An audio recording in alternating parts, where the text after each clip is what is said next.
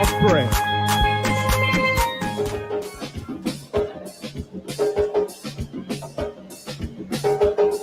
If you believe in the power of prayers, light a candle. If you believe that there is a God above and you could denounce all evil, light your candle.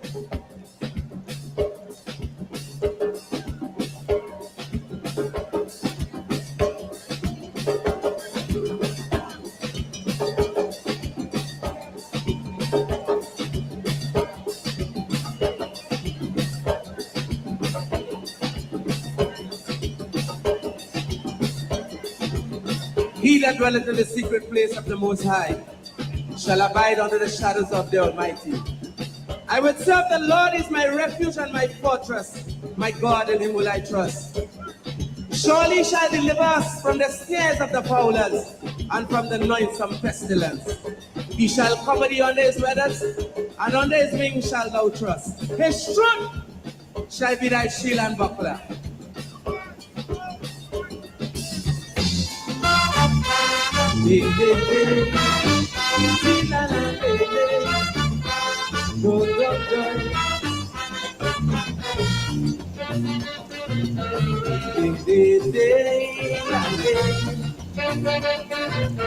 Lord,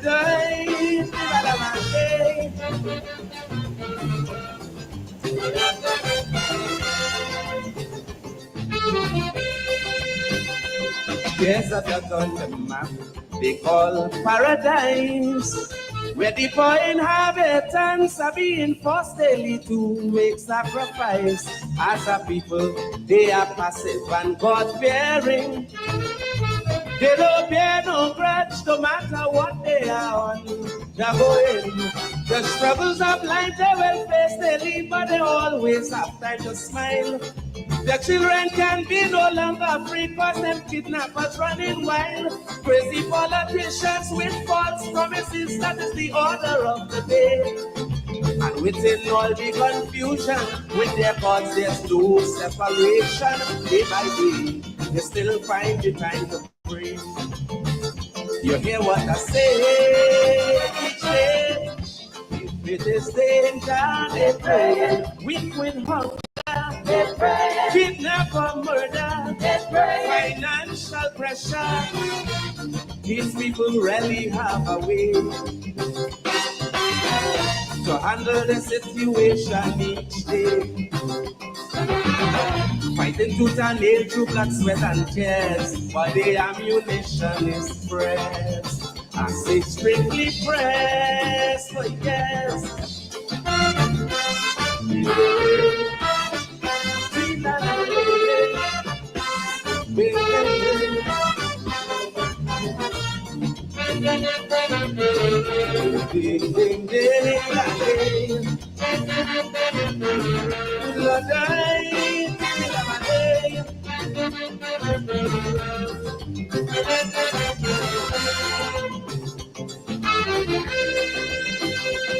All the pressures of life that they going through, to their neighbors and friends, they still find the time to say how they do. They just try to stretch their hands to those who in need, whether they're big or small, regardless of their color or their creed. From colonialism to independence, they live together as one. But wicked politicians with bad intentions that preaching racialism. Now there is segregation and mass corruption. The land is pregnant with hate.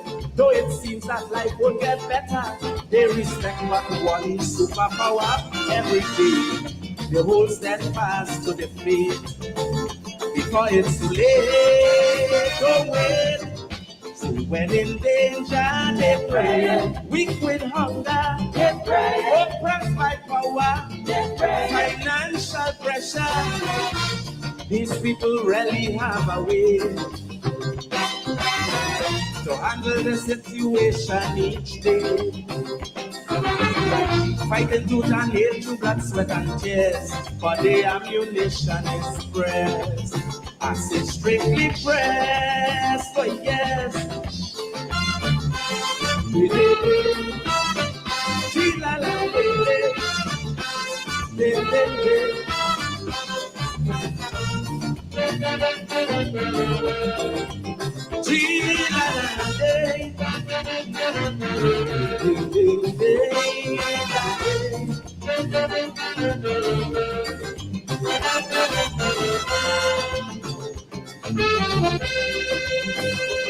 Iraq and Iran, America too. I'm just a Caisonian, but I have some solid advice for you. There's no point in trying to ignite World War III. Because if it should commence, it would never profit you, neither me.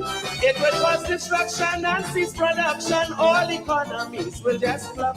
Human reduction caused by radiation, so this evil action must stop. It would be so much better to come together, try and dwell in harmony. And even though there's differences, denounce all them negative forces taken from me. Get rid of the weaponry for prosperity, you see. So when in danger, stop praying. Weak with hunger, stop praying. Hit by terror, stop praying. Financial pressure, there must be a better way to handle your situation each day. You can fight tooth and nail through blood, sweat and tears, but let your ammunition be pressed. I say strictly press and tear.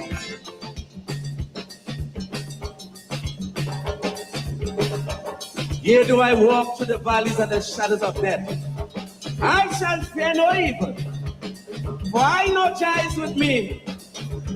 The rod and thy staff shall comfort me.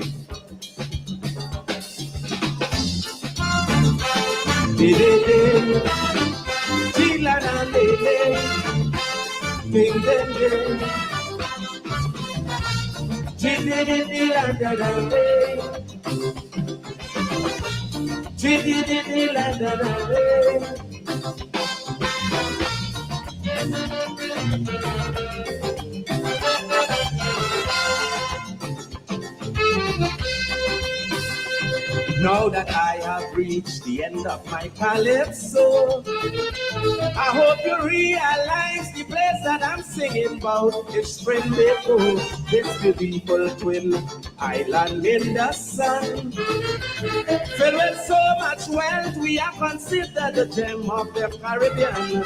Our steel band music and calypsos create rhythm to touch your soul. Our carnival is being portrayed as the greatest show in the world. We Island pool before reef and we pitch late up to now remains a wonder. Even though some say that we squander and we lead us late so much blunder. Listen, sir, we don't forget the master. I say never, never, never.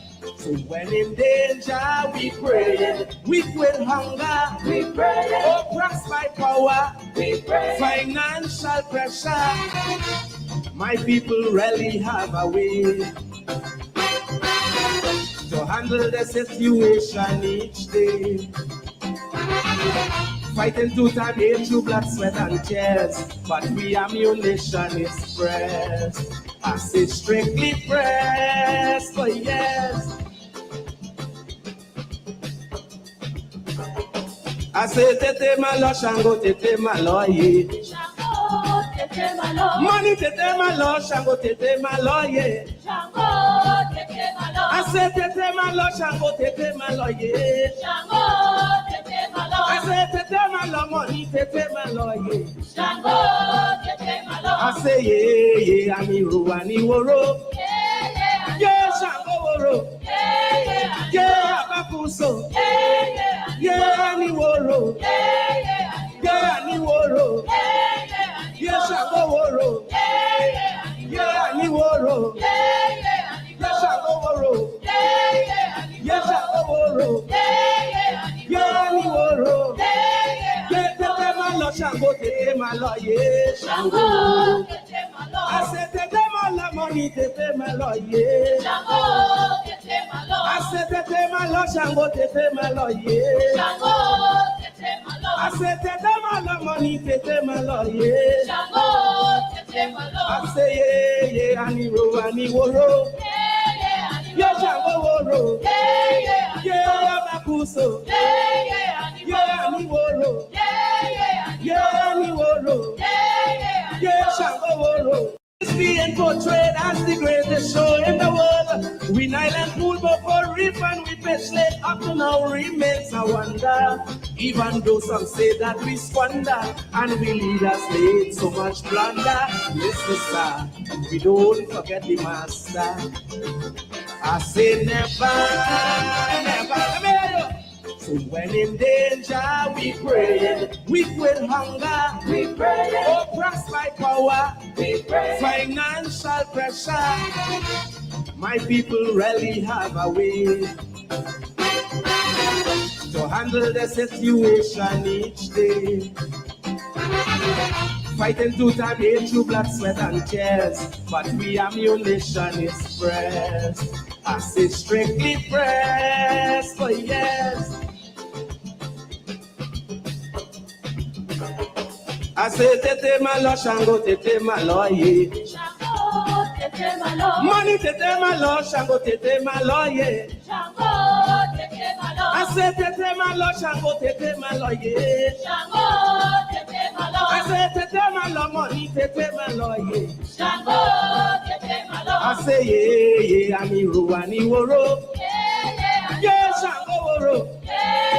Yeah, abakuso. Yeah, aniworo.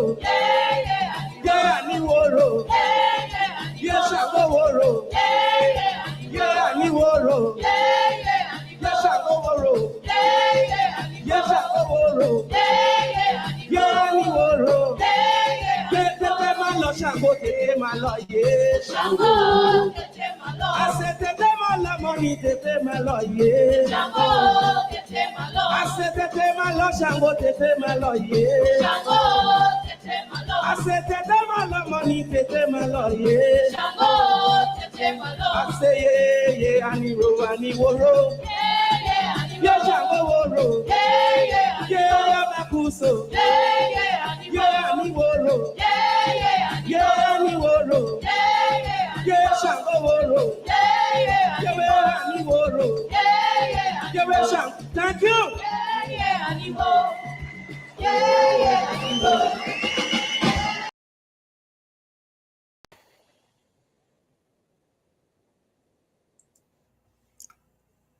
Michael Osuna, the Sugar Aloes. Prayers, prayers, prayers, prayers. And for those of you who know the music, know the history of the music, Ivor and Keith Beresford and the other connoisseurs of the music, Sugar Aloes, of course, used to be a butcher in his earlier incarnation. And he's also an Orisha priest. So as you notice, he ended the calypso there with some Shango chants, Orisha chants, we in Guyana know it as fetis, spiritualism. In Trinidad, Orisha, and of course in Haiti, they call it Voodoo.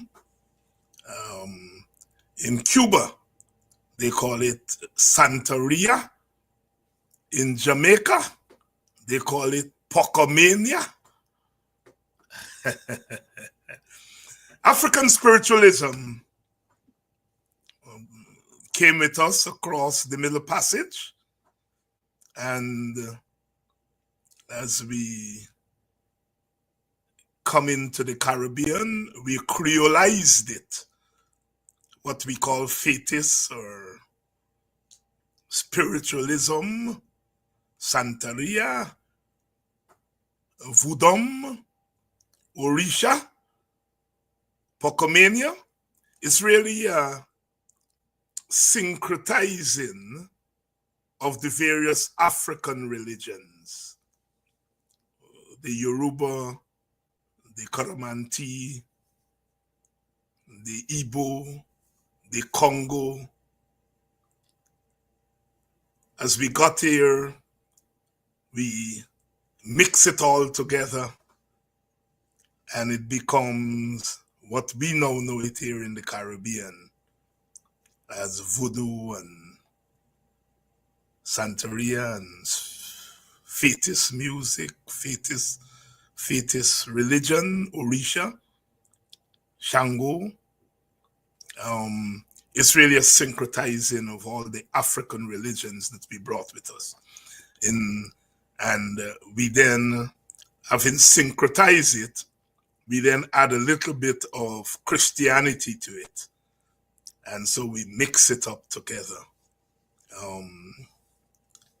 Rastafarians, they call it Nyabingi. Nyabingi, of course, the Nyabingi drummers, which are at the heart of Rastafarianism, Count Ossie, the original Nyabingi drummers from the hills in Jamaica. And what we now know as reggae music has its origins in the Rastafarian music, the Nyabingi music. So what we call reggae today really has its origins in the Nyabingi music coming down from the hills of Jamaica. Reggae music, of course, is the fusion of Jamaican folk music, Nyabingi music, calypso, and jazz and the blues coming out of New Orleans, creolizing, syncretizing into this new music that we call reggae music. And of course, in calypso, if you listen to calypso and soca carefully, and you listen to some of the calypsonians, especially the ones that come from down south, Super Blue and Black Stallion and all of them, they carry that heavy African beat, and or the ones that come from Tobago, the mighty Shadow and Calypso Rose and others. And those who came out of Grenada, Grenada has their own variation of Orisha over there.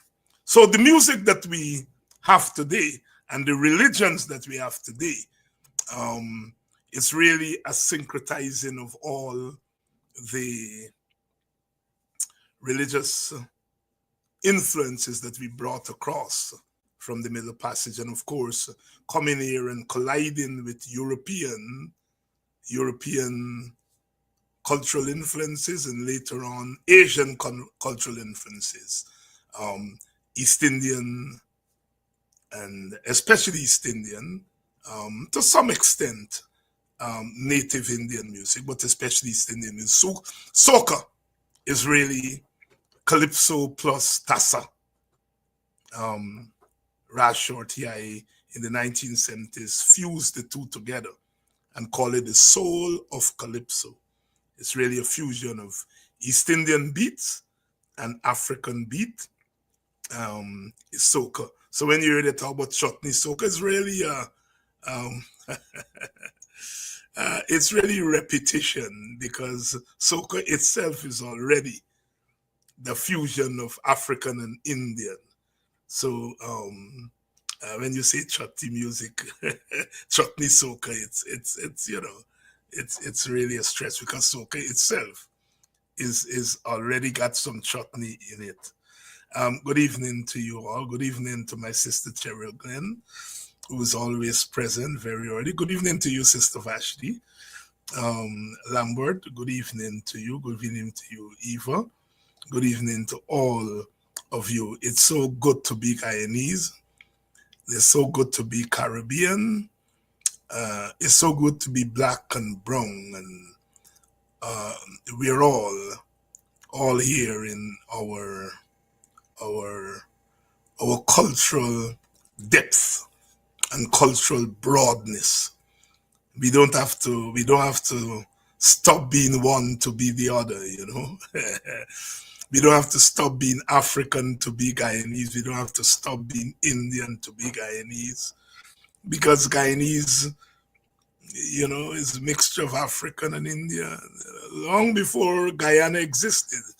Guyana only came into being in in in 1966. Before that, we were British Guyana. We were subjects of the British. And so our identity was shaped by our culture, our Africanness, you know. Professor Leo Desprez, when he came to Guyana in the 1950s to do research, he was amazed that Guyanese were referring to themselves as Africans. Africans. Africans. In the 1950s, we were referring to ourselves as Africans.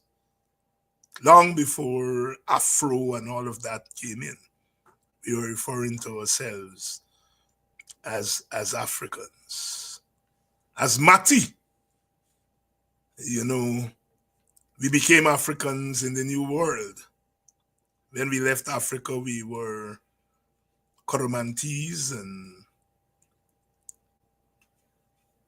Yorubans and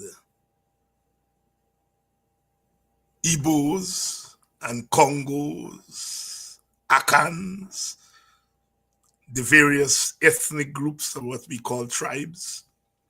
And when we got on that ship and realized that what we had in common was that we came from this place, and we became matey on the ship, shipmates. And out of matey came Mati. That's where the term Mati come from.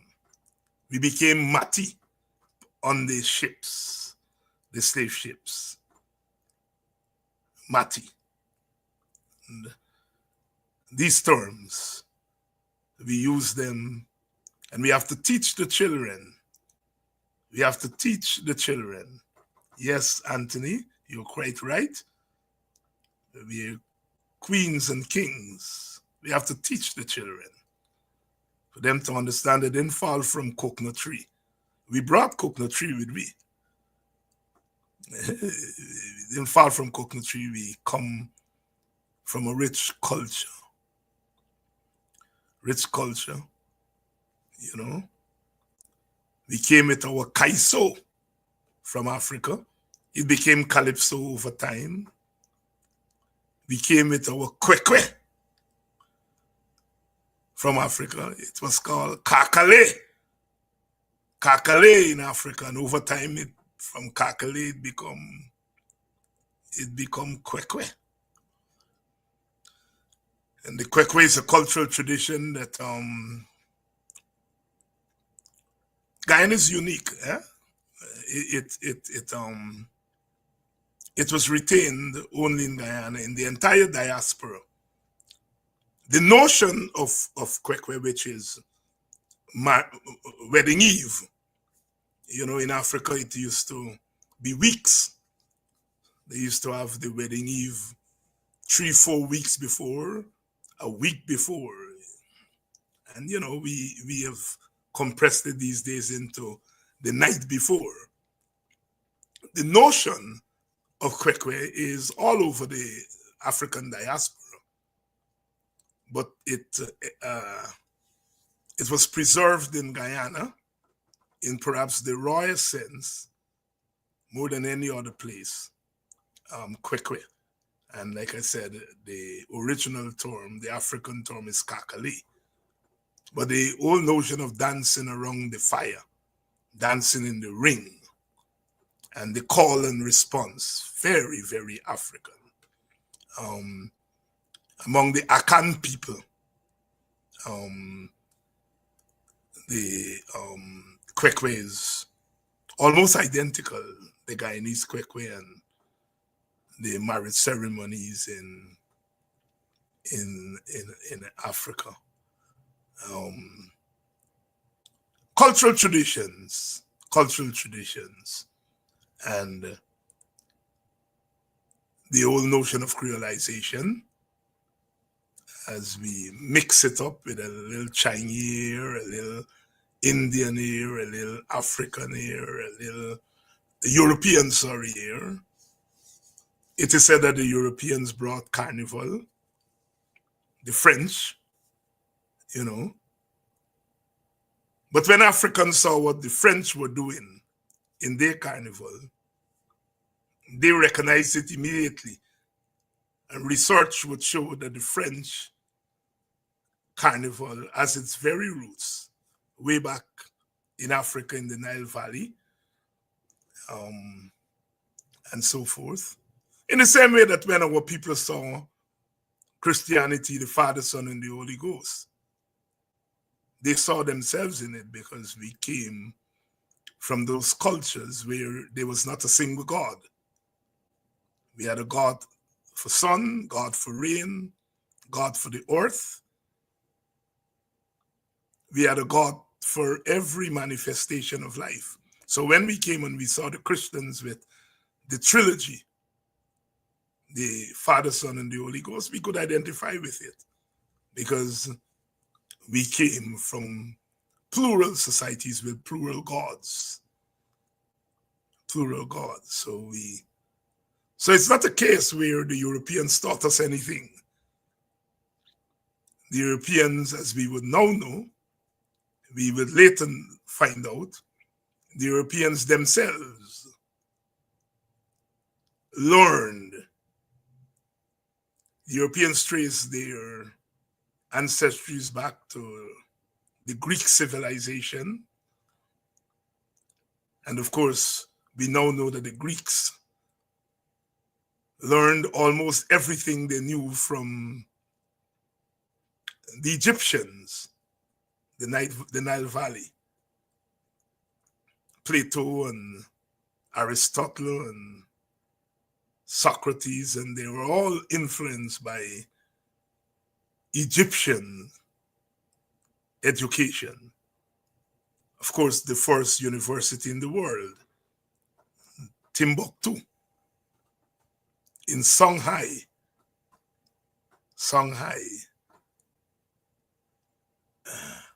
So our history is intertwined. Yes, it has to be, because we all meet on these shores and the cultures coming together and creating the whole new creolized culture. But it doesn't mean that the original cultures ended because we creolized. Creolization doesn't mean the disappearance of the root. The root is still there. We're expecting Vincent tonight. He is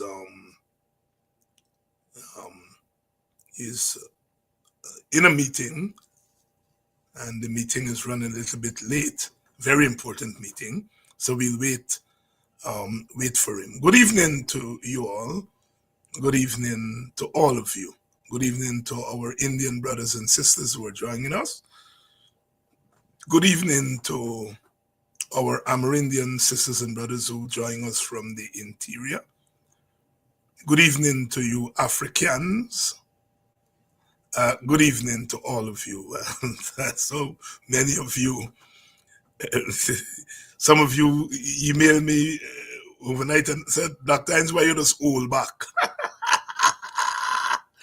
Why you just old back? And we take things in doses, and they were referring to the beating up, that you all give me when I call some people brothers or sisters. And last night I said that, when I say brothers to some of them, I'm saying brothers in the Guyanese context, that we're all brothers because we are all Guyanese. But my brothers and my sisters, in a cultural sense, are my African brothers and sisters. And then I have my Guyanese brothers and sisters, Good evening to all of you. Good evening to all of you and welcome. I said last night was quite interesting because we were talking about the coalition and the frustrations that we are going through as our leaders are trying to figure out whether they're going to go as a coalition or not. And people were asking about, where's the WPA in all of this? And I did say towards the end of the program, and I want to repeat it here tonight for emphasis, that the WPA is speaking to the PNC. And we are having talks that is separate from the talks with the AFC. And our talks, of course, are towards a coalition. And we are in favor of the broadest coalition. And what we are talking about is not presidential candidates and all of that stuff. That stuff is important. But for us in the WPA, we feel that there are other important things that we want to get straightened out for us. Our common program, our common platform, our common policy, our common strategy, our common tactics. We feel that those things are equally important as, the leadership and the presidential and so on, We are not saying it's important. Ultimately, we have to talk about that. But for now, we are taking a different approach because we know that the leadership thing, who's the presidential candidate, and that thing could become contentious. And so we prefer to deal with some of the other things first. Our common platform, our common policy, our common tactics, our common strategy, and then eventually we will get to the distribution of office. You see, if you start with the distribution of office, as our sisters and brothers have started with, you get into where they are. And, it could be a little bit embarrassing that we are fighting over positions and we have not yet even talked about policies and platform and the future, where we want to take Guyana, what we want to do about our plural society. How do we engage with our plural society, our multi-ethnic society, our multi-social society? Those things are also very important when you're building a coalition. Yes, it's an electoral coalition and you have to talk about leadership and who's the top man and second man and third girl and so on. We're not saying those things are not important. But for us in the WPA, we feel that there's other things that are equally important, and some people argue even more important. And so, yes, we have been having talks with the PNC about coalition, but we have taken we start at a different place. And I'm not beating up on my sisters and brothers in the AFC for starting with leader and distribution of office. That is also important. But as you notice, when that is not going well, everything stops. And, we're looking bad. I think we're going to figure it out eventually. But, people are beginning to say, well, if they can't agree on a leader, how they're going to be able to run the country and so on. I don't necessarily buy that. I don't necessarily buy that. I think that you can have some disagreements here and there and thing, but I hope they work it out. But I just wanted to make it very clear. I mean, we don't decide who calls the shot. I mean, there is a media, and if the media think you're important, you become important. There are opinion shapers and so on. If the opinion shapers think you're important, you become important. Clearly, the media, the opinion shapers, maybe international people believe that the AFC and the PNC are the two big parties in the opposition. And so they shape things. And they don't see us WPA in that thing. And we have to live with that, right? We have to live with that. And we are not going to quarrel with that, right? Clearly, the PNC is the largest party. Everybody knows that. That is very clear. The AFC is the second largest party because they have seats in parliament. We don't. People can quibble about whether the AFC got as much support. The thing is that they're in parliament, and the thing is that the media think that they're the second largest, and the opinion shapers think they're the second largest, and the PPP think they're the second largest, and the international community. So, yeah, I mean, clearly the WPA, they don't see us in that league, and we like I said, we have to live with that. So, yes, we have to wait until the two big wigs sort themselves out. And that's the reality. There are some realities you can't fight because that's how society works. But like I said, for the WPA standpoint, to watch the largest party and to go and tell them that we want the presidential candidate, we think that that is impudence. I mean, the political culture doesn't allow for that kind of thing. I mean, people are going to ask questions once you start there. That's the political culture, right? You have to, in electoral coalition building, from our standpoint, in our culture, you defer to the largest party, right? Now, I'm not saying that the AFC is wrong, or I'm not. They clearly see it differently, right? We feel that if you start by saying the largest party has the first shot at the top spot, then you remove half of your problem. Because you don't have to fight over it anymore. If the largest party feel that, they don't want the first bite and they will defer, then so be it. But if you start off by saying the largest party has the first bite, half of your problem is solved. And you now can take the time to talk about program, because that's when small parties come in. That's when the small parties can say, we got some parity here, because you may be the largest party in terms of followership, but you're not necessarily the largest party in terms of your intellectual capacity.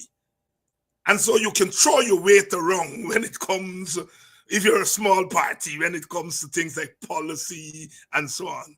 But in terms of the top spot, man, you can't throw, you don't try, right? But the political culture recognizes the big party. And so I'm saying, give the big party the first bite. Half of your problem done. And you can then go on to negotiate on programs and policies and all the other things. Because when you're the big party, you come with big money. WPA ain't got no big money. You come, and with big money, you got the capacity to mobilize big, plenty organizers because you can pay them. So big party don't just come with just the numbers you corral, but it comes with some other things. And you may not like the candidate of the big party, but give the big party the right to decide the candidate. I'm not lashing my AFC brothers and sisters. I am just saying that is how I see it, and that's how the WPA see it.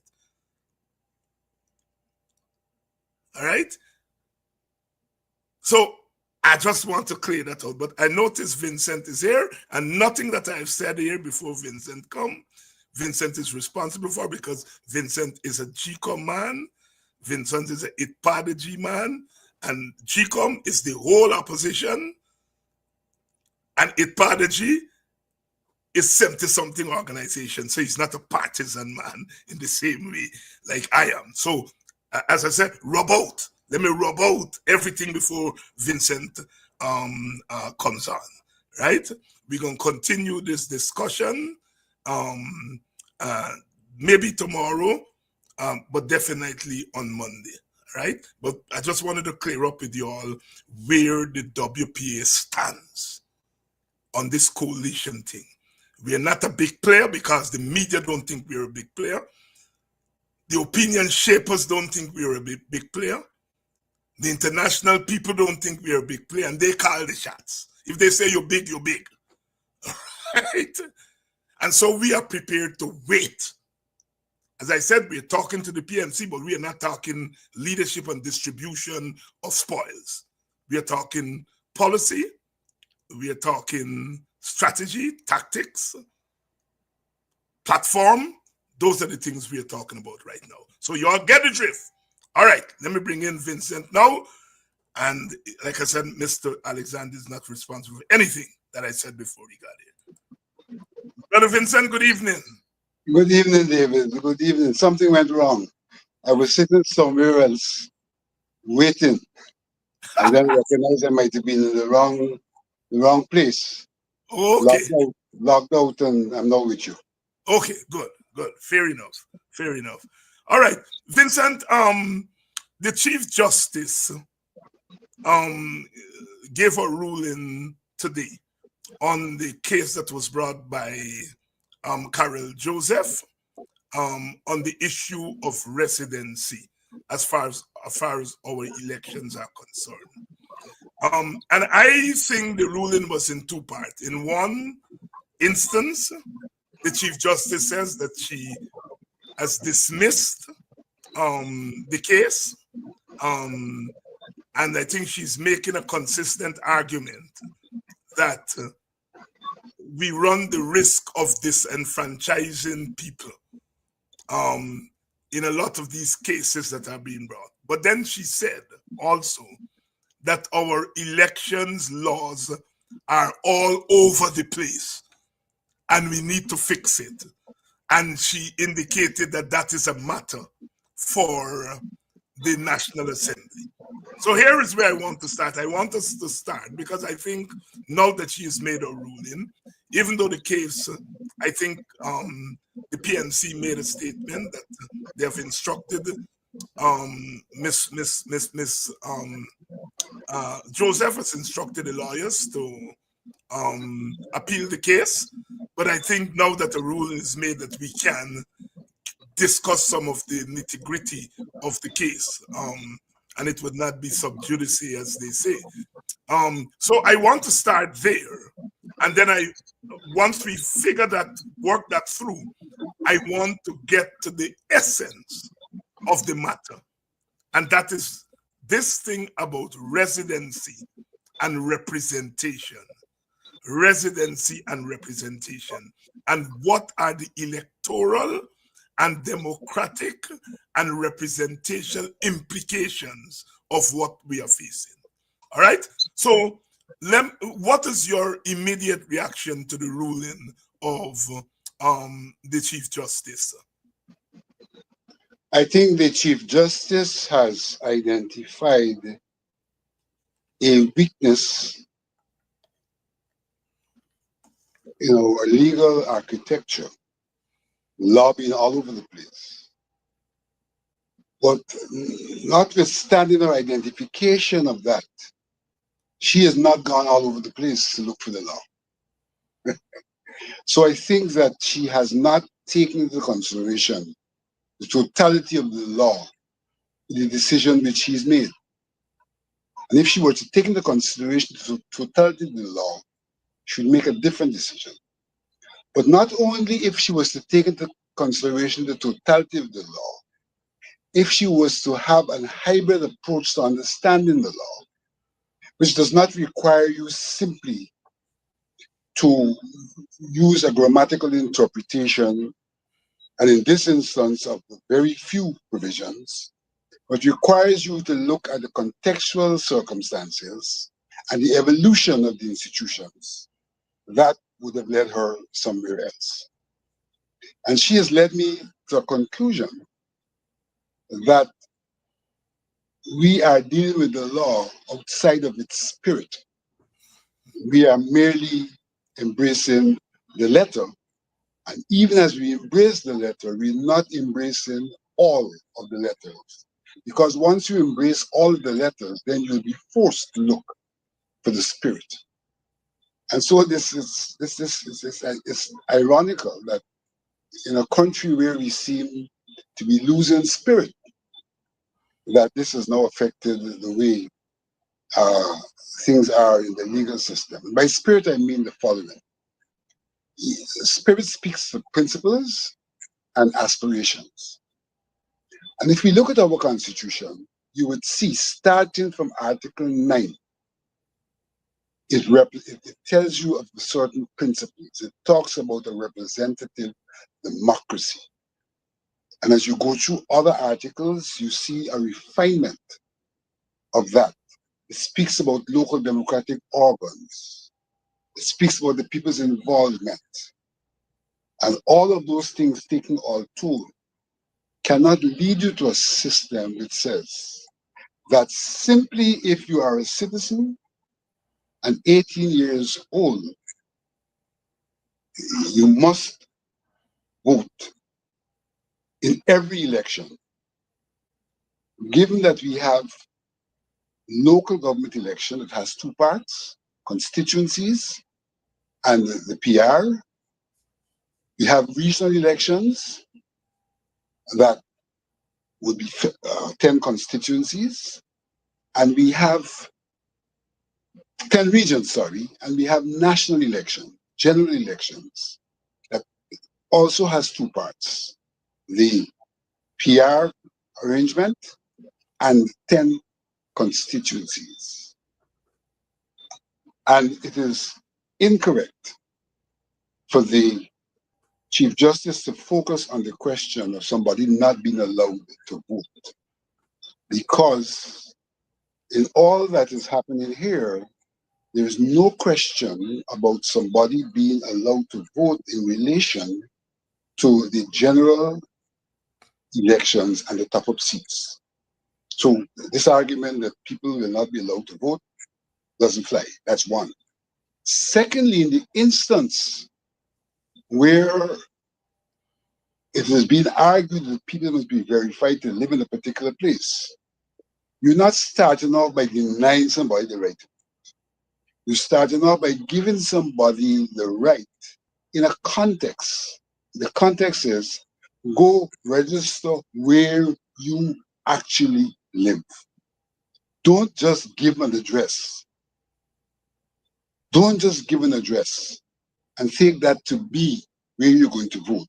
Because we have a representative system and you have to vote for your representative. And not only do you have to vote for your representative, you can't go and vote somewhere else where you're distorting the value of the vote, because you're an alien coming and voting there and influence an election where there are people who belong there, and your vote is making a difference to what they want. And the Chief Justice certainly has not taken into consideration some realities in the country. There are some realities on the ground. For example, we know that people are shuttled to go and register in areas where they don't belong because the party doing the shuttling does not have a majority there, they have a majority somewhere else. And so they're shuttling people from one place to another to get a majority. The idea is representativeness. Representativeness must show a connection between the voter and the person for whom he or she is voting. And you can't guarantee that connectedness unless you guarantee that the person indeed belongs to that place where he's going to vote, and therefore is voting for someone who will be his representative, someone who will make decisions impacting his life. And all of this is found in the spirit of the law. So I do have a difficulty with the judge. I think she has made one correct statement, and that is the law is all over the place. And that is true, and that can have its difficulties.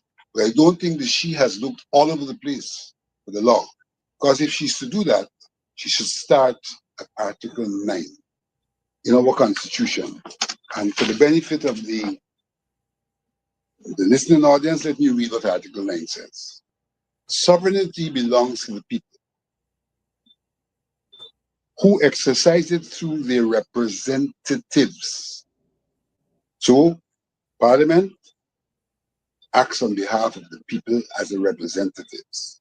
But it goes on to say, and let me go back, who exercise it through its representatives, the democratic organs established by or under this Constitution, so that they exercise this sovereignty that the Constitution is talking about through their representatives.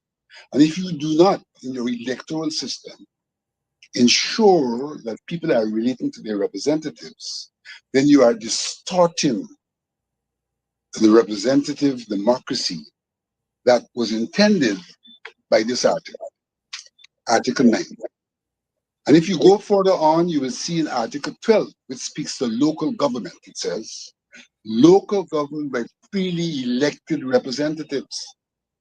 So in local government, you have freely elected representatives of the people. Which people? The people who belong to those local government areas. Is an integral part of the democratic organization of the state. So this democracy we're talking about has levels. And in terms of local government, it is specified that they are freely elected representatives. And that local government, by freely elected representatives of the people, can't be of any people.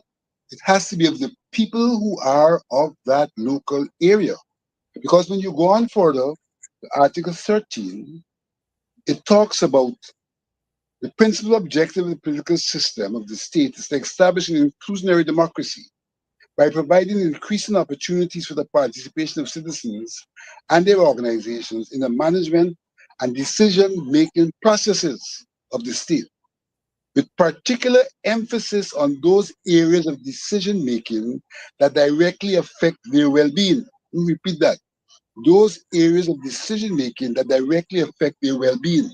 So here again, the Constitution, Article 13, is showing the relationship between the decision-making and the people. If I do not live in an area, a decision there does not affect my well-being. And therefore, I should not be the one who determines the people. Nor should those people be making decisions. They can't make decisions for me because I live somewhere else. And in all of this, we need to underline something that this section of the Constitution says. Very, very critical. Very, very critical. It specifies that in the decision-making processes, that those things which I've just referred to, and I go to Article 39, it is the duty of Parliament, the government, the courts, and all other public agencies to be guided in the discharge of their functions by the principles set out in this chapter. And so if she had spread her wings to take in all these laws from the different places, she would see that the court should be guided by the principles set out in this chapter. And Parliament may provide for any of those principles to be enforceable in a law of court. So that in any operation, these principles should be taken into consideration in the decision making. And my contention is that she could not have taken these principles which I referred to, which are under the heading Principles and Bases of the Political, Economic, and Social System. And so we have a problem, because those principles, in fact, are also embracing the spirit of the entire Constitution. And that's why he said, no, we're approaching the law without the spirit. And this spirit is not something in my head. The spirit is something articulated in the principles, and the 39th article says you must be guided by them. And I contend that the honorable judge has not been guided by them. And in fact, if one goes on, one would see some other contradictions. She uses Article 159 as the main pivot and basis for her decision. Article 159. Now, what does Article 159 say? Article 159 says, 159.1, no person shall vote at an election unless he or she is registered. So you have to be registered. It goes on to say, subject to the provisions of paragraph 3 and 4, we're not going to look at those, persons shall be qualified to be registered as an elector for elections if, and shall not be qualified unless, on the qualifying date, he or she is of the age 18. So it starts to say, this elector we're talking about, who's the person? Somebody age 18. And it goes on in A, this article 159 2A is a citizen. Is a citizen. So it gives you two criteria. But it then goes on to say, in C, satisfies such other qualifications as may be prescribed by or under any law. Satisfies such other qualifications as may be prescribed by or under any other law. She cannot argue that the local government law does not specify that the person must be residing in the constituency and in the local area. And if one turns to Article 73 of the Constitution, and let me say, David, in a program that I was on Sunday, we said 173, and therefore we did not bring to the public Article 73, which was the one we should really be referring to. But what does Article 73 say? Article 73 says, members of a regional democratic council shall be elected by persons residing in the region and registered as electors for the purpose of Article 159. Please read that again, Mr. Alexander. Article 73. Members of a regional democratic council shall be elected by persons residing in the region and registered as electors for the purpose of Article 159. For the purpose of Article 159, which says two things. That there are two criteria. You must be a citizen, you must be 18, and then it says a third thing, by other provisions of the law. And here is an other provision that says members of a regional democratic council shall be elected by persons residing in the region and registered as electors for the purpose of Article 159. What more do you want? What more do you want than these provisions? Because what the argument is simply about is that we have been doing this all the time. Yeah. Up to 2022, when I would contend the provisions of the National Registration Act were mischievously changed. We had a system that says you must be registered, like the Constitution provides for. And in the process, what GECOM did was to come to your home to verify that you reside there. And therefore to know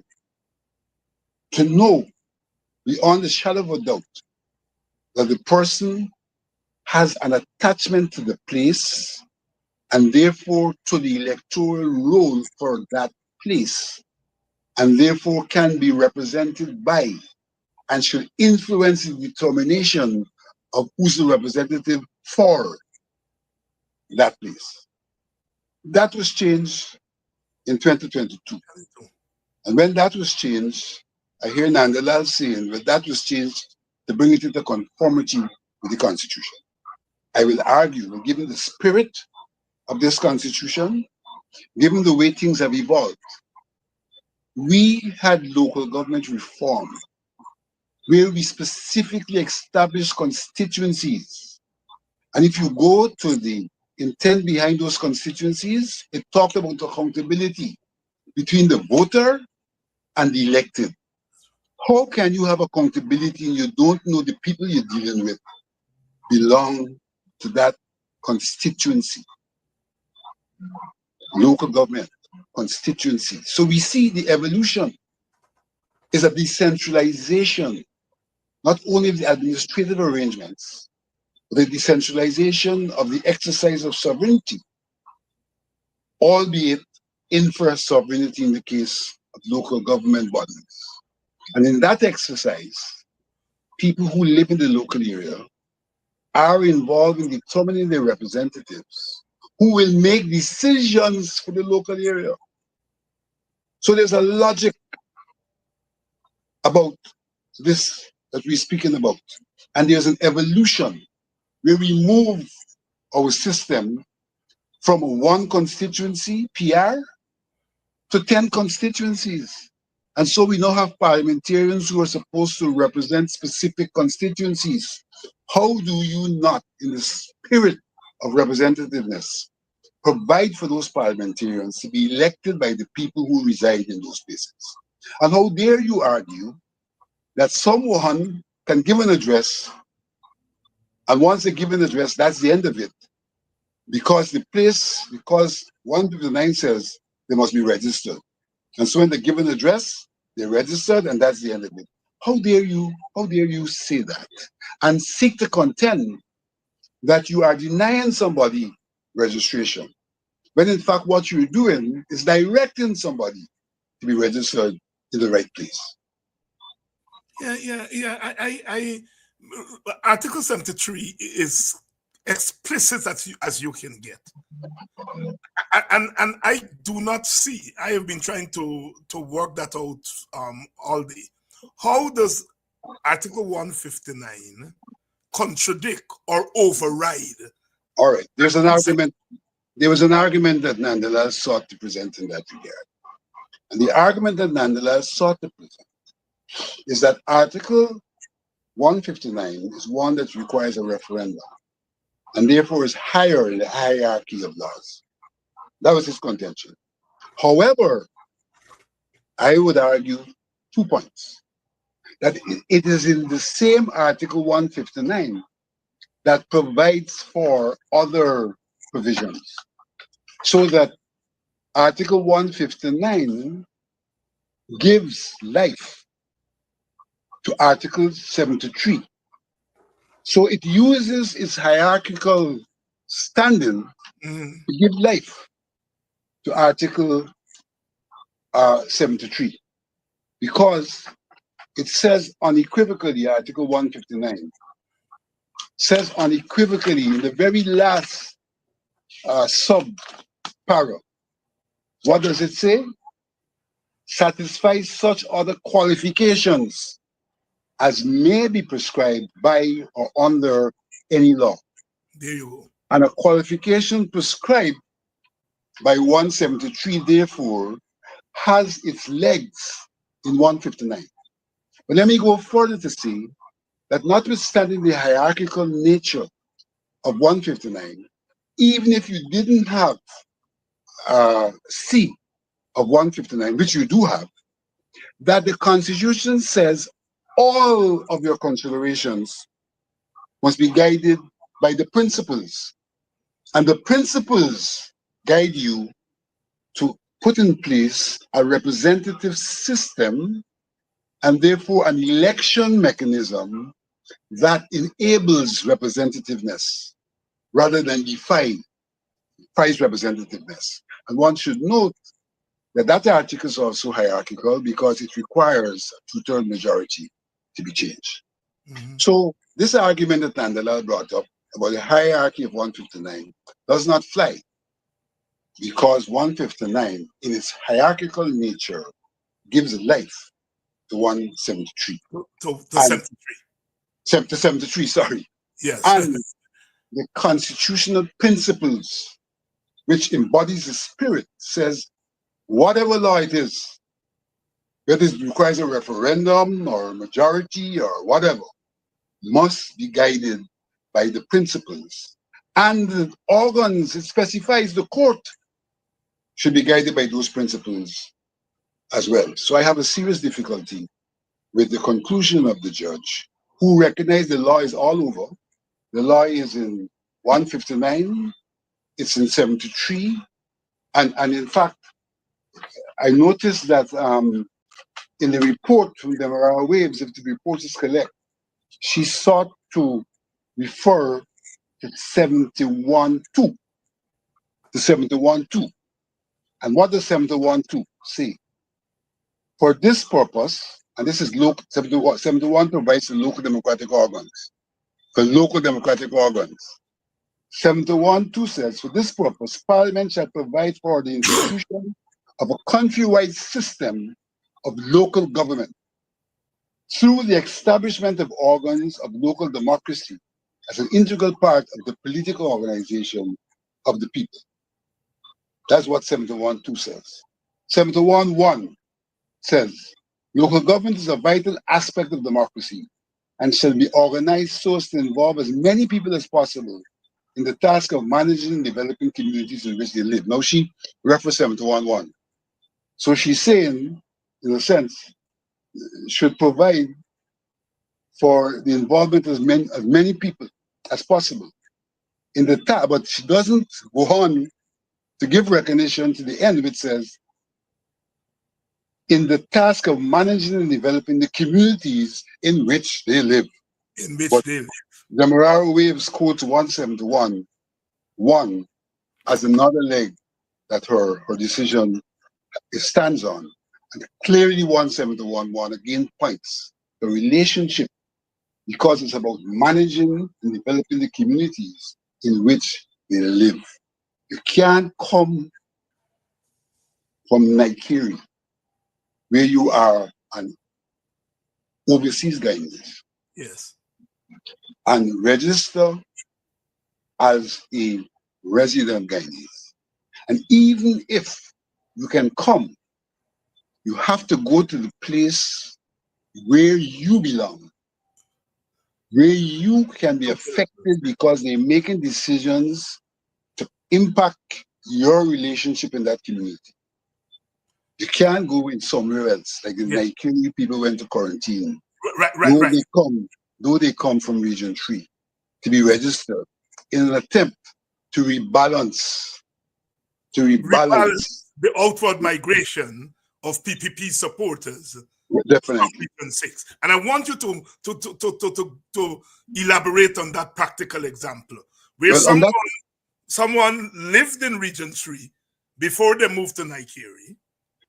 They come back from Nigeria, register in Region 6, which means they will come back. And they're given an address. Give them an address in Region 6. They can't. You can't go and verify the house that they belong to or the village that they belong to. They're given an address, and so according to Nandala's law, once you have a claimed address, that's the end of the matter. So they have a claimed address. You know, on the ground, we know some of them could not even tell you where this place is. But the law provides for this claimed address. But in answering your question, I don't want to start at the top. I want to start at the bottom. And I want to go to your local democratic organ, Fouls Buxton. You may recall that in 2018, the APNU, AFC, I think at that time, lost Fouls Buxton.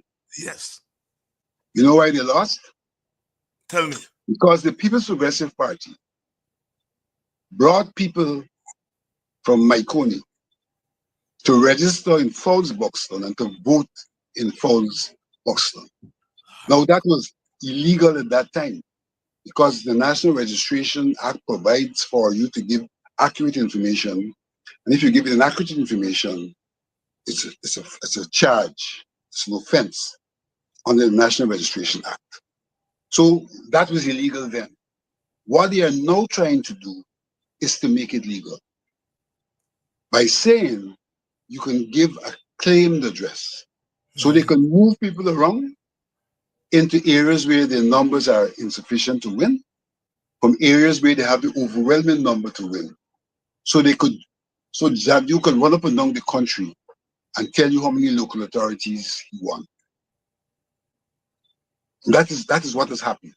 So this affects local government, where you can shift voters across constituencies, you can shift voters across local areas to distort the real representative nature of the voting pattern. Then in the regional elections, you can shift people across regional boundaries, right? So again, Region 6 is where your people are leaving. So you bring people to bolster the numbers in Region 6. And then we come to the constituency, the 10 constituencies that coincide with the regions. And we need to understand in non-certain terms, the evolution of a democracy is moving away from the parliament being the only representative body to other level representative bodies, the regions, the local democratic councils, and the Amerindian villages. And the Amerindian can come and tell you he has a claimed address. Because in decision making, sometimes in the Amerindian village, you actually got to go to a meeting, like in old Athens.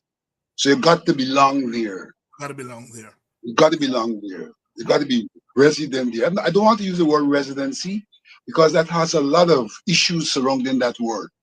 I want to put the factuality of the situation, that you got to be living there because the organ will be making decisions that affect your life. And that is why the intention is for you to determine who those people are and not to have others who don't live there make that determination.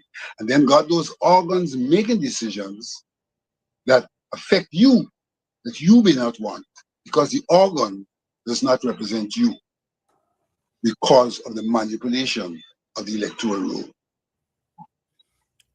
Vincent, the law that was passed in 22 evidently covered their tracks as far as national elections are concerned. And I think this is what the legal office of GECOM is arguing, but didn't cover the tracks as far as local government and regional elections are concerned. That is true. It doesn't cover the tracks, but still, although it doesn't cover the tracks, if you listen carefully to Nandala's argument and you listen carefully to the judgment, they're applying this principle to all levels.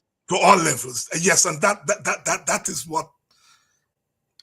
what is bursting my head. To all levels. Yeah.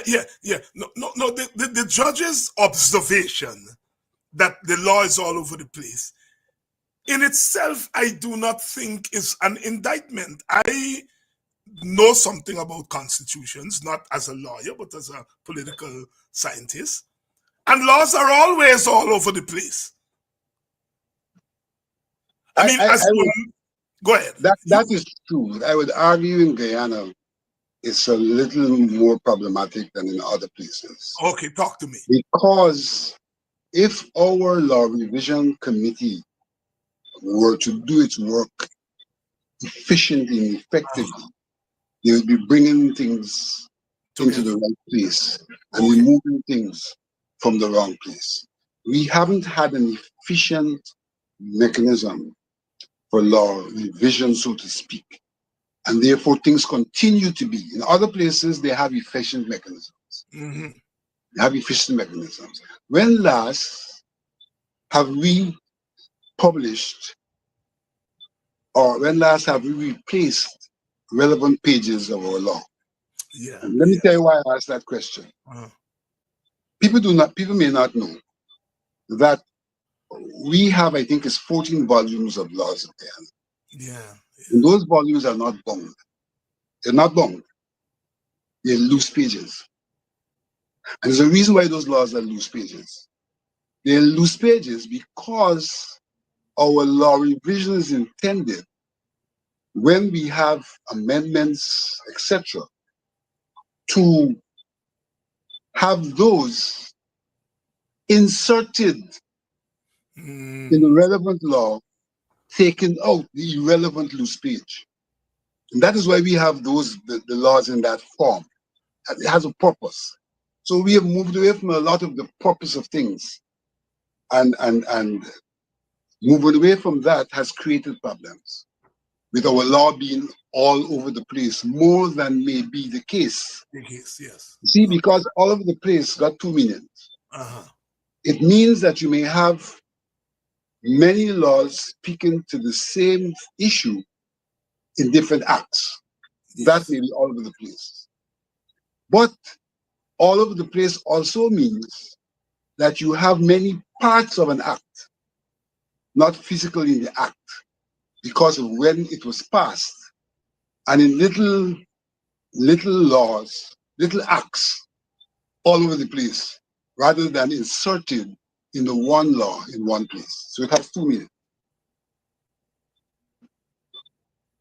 In case you're just joining us, Vincent Alexander is here tonight, and we are talking about the case that was brought by Carol Smith Joseph of APNU/PNC, arguing for residency as a requirement to vote in local government elections.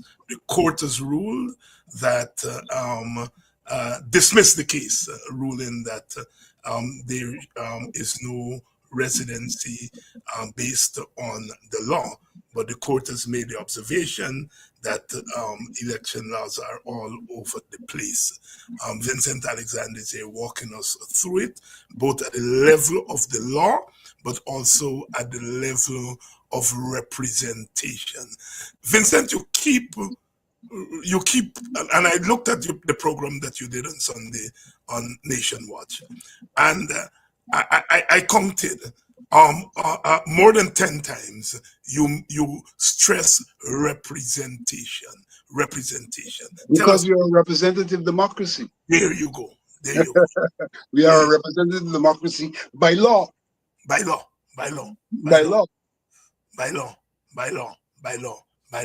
And so here we are. The case is slated to be appealed.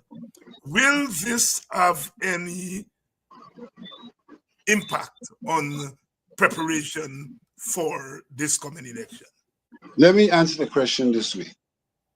The extent to which there is no injunctive action, it will not have an impact unless a decision is made before we get to the elections. No, it will not have an impact. I, however, have a colleague who argues that irrespective of how the case is determined, that issues raised will impact how GECOM proceeds. But I am not fully briefed on the minutiae of his arguments. But I have a colleague who contends, irrespective of what the ruling is, given the way in which the case was argued, that there are issues that we will have to address in GECOM. And I guess Let me say something else. You know, you get the impression, you get certain impressions based on how the Chief Justice articulated her ruling. All the persons registered prior to 2022 will not be affected by this decision. Because up to 2022, we were checking for people to be resident in particular place. It means that the persons who will be affected will be persons who registered after 2022. So in the last 3 years, those are the persons who will be affected. It also means that if a ruling was given, then GECOM would have to go back to do what it did in the past. And so persons registered beyond 2022,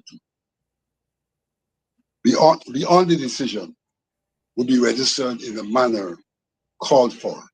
So it's just a window of people who would be affected by the present situation, a window of people.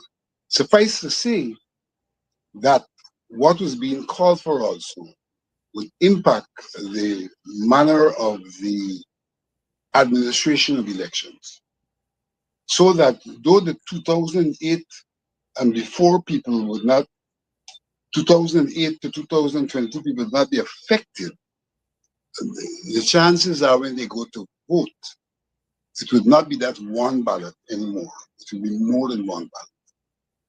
Because some people who do not belong to a particular region or constituency may vote in the general arrangements, because that's for the parliamentarians at large. Mm-hmm. And so they may not they may not be allowed to vote in the region or the constituency because they're not been there. You're not been there. Vincent Alexander. Vincent, as we wind down a program because we are out of time, is there anything at coming out of GECOM that we need to know?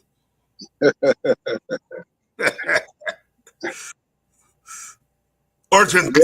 Well, as we speak, we are awaiting a ruling on the reemployment of the legal officer.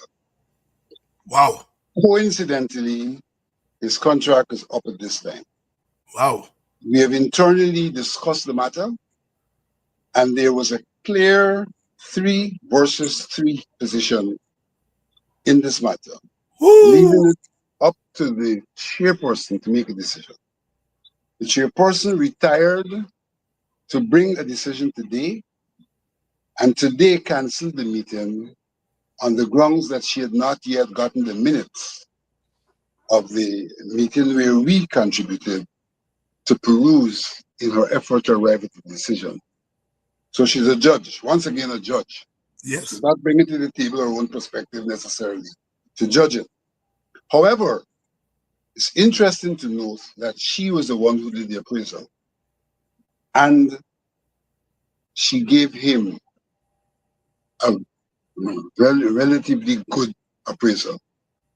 So I am waiting with a bated breath to see someone who gave a very good appraisal.